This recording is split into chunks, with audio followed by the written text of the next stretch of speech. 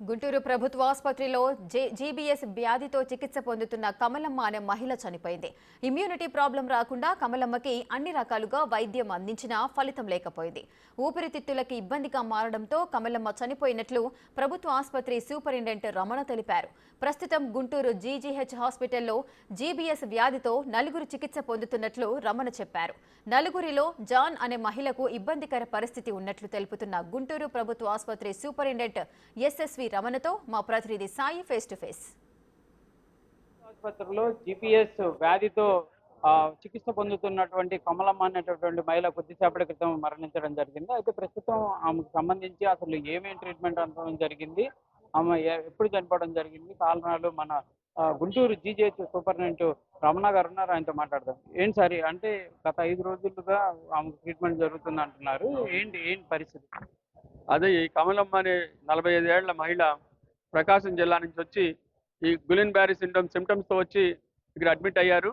మన వాళ్ళు ఎందుకంటే ఇక్కడ నెలకి 10 కేసులు సాధారణంగా వస్తున్నాయి. మేము మళ్ళీ సెన్సస్ కూడా తీసి చూసాం. మన principal secretary chief special secretary Krishnababu గారు వచ్చిన తర్వాత సెన్సస్ తీసి చూస్తే మనకి గత సంవత్సరంగా నెలకి 10 కేసులు వస్తూనే ఉన్నాయి. అయితే ఈ మధ్యకాలంలో పూనాలో అలాంటి కేసులు రావటము, మన శ్రీకాకుళంలో ఇలాంటి కేసు ఏదో వచ్చిందని మనకి అలజడి పుట్టి మనకి ఇది మన దగ్గర అలర్ట్నెస్ వచ్చింది. సో కృష్ణబాబు గారు వచ్చి ఇక్కడ మమ్మల్ని అందరూ కూడా అలర్ట్ చేశారు. అయితే వారంతా చూసిన తర్వాత ఇది వెరీ కామన్ సిండ్రోమ్ అని మనం కనుక్కున్నాము. దీనికి ఆ కమలమ్మ అని ఆవిడ వచ్చిన తర్వాత ఆవిడకి ఎన్సీవీ టెస్ట్, సెరిబ్రోస్పైనల్ ఫ్లూయిడ్ అవన్నీ అనాలిసిస్ చేసిన తర్వాత జీబీ సిండ్రోమ్ అని కనుక్కొని ఇమ్యూనోగ్లోబులిన్స్ ఇస్తూ వచ్చాము. అయినా కూడా ఆవిడకి రెస్పిరేటరీ పెరాలసిస్ వచ్చి ఈ జబ్బులో కామన్గా శ్వాసకోశ మజిల్స్ దెబ్బతింటాయి. సో ఆవిడకి శ్వాస తీసుకోవడం కష్టం అవడం వల్ల వెంటిలేటర్ పెట్టాము. ఆ వెంటిలేటర్ మీద అద్భుతమైన ట్రీట్మెంట్ ఇచ్చినా కూడా ఆవిడ 3వ తారీఖు అడ్మిట్ అయ్యారు. గత 5-6 రోజులుగా వెంటిలేటర్ మీదనే ఉన్నారు. సో సడన్గా మొన్నాళ్ళలో 2 సార్లు ఆవిడ కార్డియక్ అరెస్ట్ వచ్చింది. దీనికి కారణం ఏంటంటే శ్వాసకోశ మజిల్స్ ఇబ్బంది పడినట్లే కార్డియక్ మజిల్ కూడా ఇబ్బంది పడుతుంది. గుండెకి కూడా మజిల్ ఉంటుంది, కండరం ఉంటుంది, అది కూడా ఇబ్బంది పడుతుంది. ఇబ్బంది పడినప్పుడు ఆవిడ పాపం ఆ లోడ్, వైరస్ లోడ్ ఎక్కువ ఉండడం కానీ సిండ్రోమ్ తాలూకా లక్షణాలు ఎక్కువ ఉండటం వల్ల ఆవిడ పాపం రికవర్ అవ్వలేకపోయింది. ఇందాక ఒకసారి కార్డియక్ అరెస్ట్ సాయంత్రం చనిపోయింది ఆవిడ. సో ఇది మాకు దురదృష్టకరమైన పరిణామం. ఇది మేము అనుకోలేదు, ఊహించలేదు. ఎందుకంటే ఈవిడ కూడా రికవర్ అయిపోతుంది అనుకున్నాము. 7గురిలో అందరూ రికవర్ అయిపోయి వెళ్ళిపోతున్నారు. ఒకళ్ళు మాత్రం ఇంకా వెంటిలేటర్ మీద ఉన్నారు, జాన్ అని ఒక లేడీ. బట్ ఆవిడ బాగానే రెస్పాండ్ అవుతుంది, ఆవిడ రికవర్ అవుతుందని మేము అనుకుంటున్నాము. ఇంకొకళ్ళు రేపు డిశ్చార్జ్ చేస్తున్నాం, మిగతా అందరూ డిశ్చార్జ్ వెళ్ళిపోయారు. ప్రధానంగా చూస్తే అసలు గతంలో కూడా ఈ వ్యాధితో చనిపోయిన వాళ్ళు ఉన్నారా? ఎందుకంటే మొదటి మరణం అంటున్నారు, ఏంటి? అవును, నిజంగా అయితే మనకి ఇప్పుడు మేము సెన్సస్ అంతా చూసాము, మనకి అక్కడ మరణాలు ఎక్కడ సంభవించలేదు. మనకి దాదాపు నెలకి 10 కేసులు అడ్మిట్ అయినాయి. సంవత్సరం నుంచి చూస్తే 128 140 కేసుల్లో దాకా వచ్చాయి. అంటే ఆల్మోస్ట్ ఇదే సెన్సస్. ఎక్కడ వాళ్ళకి డెత్ నమోదైంది లేదా రిజిస్టర్లని వెతికించాను నేను. సో మనకి ఇది కమలమ్మే దురదృష్టవశాత్తు దీని నుంచి బయటపడలేకపోయింది. చాలా బాధగా ఉంది. సో ఇది రేర్గా మీకు చెప్తున్నా కదా, లెస్ దాన్ 5% మార్టాలిటీ ఇన్సిడెన్స్ ఉంటుంది. చనిపోయే వాళ్ళు ఒక 5గురే ఉంటారు. సో లక్షల్లో ఒకళ్ళకి వస్తుంది ఇది. ఆ వచ్చిన వాళ్ళలో కూడా 5% చనిపోయే ఛాన్సెస్ ఉంటాయి. దురదృష్టవశాత్తు మన కమలమ్మని మిస్ అవ్వడం, వాళ్ళ కుటుంబ సభ్యులకు అందించలేకపోవడం మాకు బాధ ఉంది. జీజెచ్చి సో గతంతో పోలిస్తే ఇప్పుడు దాని యొక్క లక్షణాలు ఏమన్నా ప్రభావం పెరిగాయా? ఎందుకు ఈ మరణం జరిగింది? మామూలుగానే గులెన్ బ్యారీ సిండ్రోమ్ అంటే మరి కండలు, ఎస్పెషల్లీ రెస్పిరేటరీ మజిల్స్ ఇన్వాల్వ్ అయితే వాళ్ళకి శ్వాస తీసుకోకపోతే, ఇప్పుడు మనకి 3 నిమిషాలు శ్వాస తీసుకుపోతే ఎమర్జెన్సీ చనిపోతాడు ఆటోమేటిక్గా. సో అలాంటి సిచ్యువేషన్. అయితే మనము ఆ శ్వాస వెంటిలేటర్ ద్వారా అందించి సపోర్టివ్ మేనేజ్మెంట్ ఇచ్చి వాళ్ళని బతికిస్తాం. అందుకని మనకి చనిపోయారని తెలియదు. ఈవిడ కార్డియక్ మజిల్ ఇన్వాల్వ్ అవ్వటం వల్ల ఆవిడ చనిపోయింది. అది దురదృష్టం. కార్డియక్ మజిల్ ఇన్వాల్వ్ కాకపోతే ఈవెన్ 10-15 రోజులు వెంటిలేటర్ మీద ఉన్నా సరే గ్రాడ్యువల్గా రికవరీ వెళ్ళిపోయేవాళ్ళు ఇంటికి. అలా జరిగింది ఈవిడ విషయం. ఇది ఫస్ట్ ఏదన్నా వ్యవస్థలోనే ఎంటర్ అవుతుందా సార్? బాడీలో ఏదన్నా పార్ట్ అనేది ఉంటుందా దానికి? ఇది ఇమ్యూన్ సిస్టమ్ ని దెబ్బతీసే ఒక జబ్బు. ఇది ఇమ్యూన్ సిస్టమ్ మీద పనిచేసినప్పుడు పెరిఫెరల్ నర్వ్స్ అంటే బ్రెయిన్ వదిలేస్తుంది, బ్రెయిన్ ఎఫెక్ట్ చేయదు. అదే ఆశ్చర్యం. ఒక్కొక్క జబ్బు ఒక్కొక్క వైరస్ ఒక్కొక్క చోట గూడు కట్టుకుంటుంది. ఇప్పుడు హెపటైటిస్ సి అది లివర్ని దెబ్బతీస్తుంది. అలా ఒక్కొక్క వైరస్ దానికి ఒక్కొక్క బాడీలో ఒక్కొక్క కణాన్ని, ఒక్కొక్క నాడీ వ్యవస్థని అట్లా అది ఇన్వాల్వ్ చేసుకుంటూ వెళ్తుంది. ఇక్కడ ఈ గులెన్ బ్యారీ సిండ్రోమ్లో వచ్చే ఈ వైరస్లు ఏం చేస్తాయంటే నాడీ వ్యవస్థను దెబ్బతీస్తాయి, ఎస్పెషల్లీ పెరిఫెరల్ నర్వ్స్. అందుకే మనం వెళ్ళి సేవ్ చేయగలుగుతాము. అదే బ్రెయిన్ ఇన్వాల్వ్ అయితే సేవ్ చేయలేము. బ్రెయిన్ ఇక్కడ ఎట్లా ఇన్వాల్వ్ అవుతుందంటే వీళ్ళకి రెస్పిరేటరీ మజిల్స్ ఇన్వాల్వ్ అవ్వటం వల్ల బ్రెయిన్కి ఆక్సిజన్ సప్లై తగ్గిపోయి హైపాక్సియా వచ్చి హైపాక్సిక్ ఎన్కెఫలైటిస్ వస్తుంది. అప్పుడు బ్రెయిన్ దెబ్బతింటుంది, అప్పుడు చనిపోతారు వాడు. లేకపోతే బ్రెయిన్ హార్ట్ ఇన్వాల్వ్ అయినప్పుడు చనిపోతారు. అలాంటి రేర్ సిచ్యువేషన్స్, ఈ అమ్మాయికి అలాంటి రేర్ సిచ్యువేషన్స్ చనిపోయింది పాపం. ఇది నాడీ వ్యవస్థ మీద పనిచేసే ఒక ఇమ్యూన్ సిస్టమ్ని దెబ్బతీసే ఒక గులెన్ బ్యారీ సిండ్రోమ్ అనే వైరల్ ఇన్వాల్వ్మెంట్ డిసీజ్. ఈ ఈ వైరస్ కి సంబంధించి ఇమ్యూనోగ్లోబల్ ఇంజెక్షన్ ఏంటి అని ఉంది కదా, అది ఏమైనా చేయడం జరిగిందా? చేసినా కూడా ప్రభావం చూపించలేదా? ఈవిడికి రోజుకి 4 చొప్పున ఇమ్యూనోగ్లోబులిన్ ఇంజెక్షన్స్ ఐవి ఇస్తూ వచ్చాము.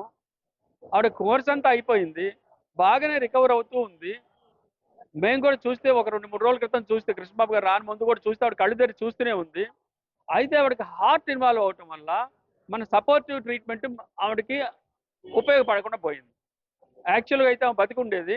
మనం ఇచ్చిన ట్రీట్మెంట్కి ఇక్కడ ఇమ్యూనోగ్లోబులిన్స్ మొత్తం కోర్స్ అంతా కూడా ఇచ్చాము. అది చాలా గణనీయంగా ఇమ్యూనోగ్లోబులిన్స్ అంటే మళ్ళీ మన ఇమ్యూన్ సిస్టమ్ అంతా కూడా అద్భుతంగా రివైవ్ చేసే ఒక నాడీ వ్యవస్థ మీద ఇమ్యూన్ సిస్టమ్ మీద పనిచేసే ఒక ఇంజెక్షన్.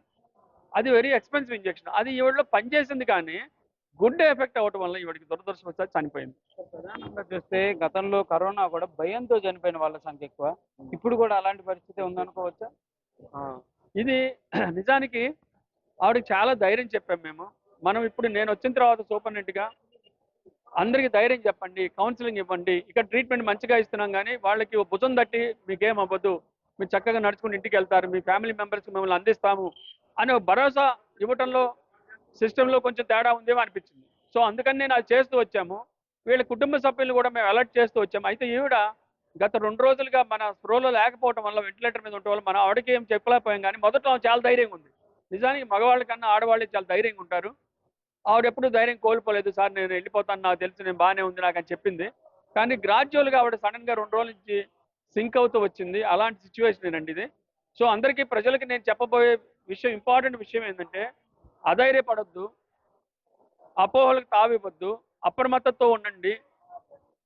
ఇది ప్రాణాంతకం కాదు, ఇది ఒకరి నుంచి ఒకరికి రాదు, దీనికి వ్యాక్సిన్ లేదు. కాబట్టి మీరు చేయాల్సింది ఏంటంటే పరిశుభ్రమైన ఆహారం తీసుకోవాలి, పరిశుభ్రమైన నీళ్లు తీసుకోవాలి. వైరస్ ఇన్ఫెక్షన్స్ ఇంత ముందు వచ్చి ఉంటాయి. ఇట్లాంటి తిమ్మిర్లు కానీ, నిస్సత్తువు కానీ, కాళ్ళలో నడవలేకపోవడం కానీ, చేతులతో పనిచేయకపోవడం కానీ, శ్వాసకోశ ఇబ్బందులు కానీ వస్తే వెంటనే జీజీహెచ్ గుంటూరుకు వస్తే మేము దీని వ్యాధి నిర్ధారణ చేసి మీకు ఏమీ కాకుండా చేయగలము. అందుకని అందరితో ధైర్యంగా ఉండండి. అందరూ ఇదే మన మీడియా మిత్రుల ద్వారా మీ అందరికీ కూడా నేను చెప్తుంది. ప్రజానీకవంతం కూడా ధైర్యంగా ఉండండి, అభద్రతా భావంతో ఉండొద్దు, అప్రమత్తంగా ఉండండి. అయితే మీరు ఇది అంటువ్యాధి కాదు, ఒకరి నుంచి ఒకరికి రాదు. సో ఇదే నేను ఈ మీడియా ద్వారా మీకు ఇస్తున్న సందేశం. Thank you.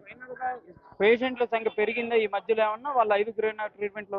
వీళ్ళు ఇంతవరకు మళ్ళీ మన దగ్గర ఉన్న 7 కూడా, ఇద్దరు ముందే మనకి కృష్ణబాబు గారు వచ్చే ముందే 2 డిశ్చార్జ్ అయ్యారు. ఈ 5 మాత్రం 2 వెంటిలేటర్ మీద ఉన్నారు. ఇంకొక ఆమె జాన్ అని ఒక లేడీ ఉంది. వీళ్ళందరూ మిగతా వాళ్ళందరూ డిశ్చార్జ్ వెళ్ళిపోయారు. మనకి ఇబ్బంది ఏం లేదు వాళ్ళతోటి. మనకి పెద్ద సెన్స్ ఏం పెరగలేదు. నెలకి యావరేజ్గా గత సంవత్సరంగా కూడా 10 మందే ఉన్నారు మన దగ్గర వచ్చే రిపోర్ట్ చేసే వాళ్ళు. వాళ్ళందరినీ చక్కగా ఏమి మోర్టాలిటీ లేకుండా ఇళ్ళకి పంపిస్తూ వచ్చాము. థ్యాంక్ యూ అండి. ఇది ప్రధానంగా కూడా జీజీహెచ్ సూపరింటెండెంట్ రమణ అయితే క్లియర్గా చెప్తున్నారు. ఇదేమి అపోహలు పడాల్సినటువంటి వైరస్ ఏం కాదు, కాకపోతే ఇమ్యూనిటీ సిస్టమ్ అనేది క్లియర్గా ఆమెకి డ్యామేజ్ అయినటువంటి నేపథ్యంలో మాత్రమే చనిపోవడం జరిగిందనే విధంగా కూడా స్పష్టంగా చెప్తున్నటువంటి పరిస్థితులు ఉన్నాయి. దీనిపైన ప్రత్యేకంగా కూడా ట్రీట్మెంట్ అనేది కూడా దృష్టి పెట్టి ట్రీట్మెంట్ అందించాము. ఆమెకి ఇవ్వాల్సినటువంటి డోసులు కానీ, కోర్సు కానీ అంతా పూర్తయిన తర్వాత కమలమ్మ రెస్పిరేటరీ ప్రాబ్లం వచ్చి చనిపోవడం జరిగిందనే విధంగా క్లియర్గా చెప్తున్నటువంటి పరిస్థితి ఉంది. ప్రజలందరూ కూడా కొంత అప్రమత్తంగా ఉండండి, కానీ అపోహలకి దారి తీసుకునేటటువంటి పరిస్థితిలోకి వెళ్ళొద్దనే విధంగా కూడా చెప్తున్నటువంటి పరిస్థితి ఉంది. కెమెరామెన్ మనోజ్తో సాయి శంకర్, జీజీ.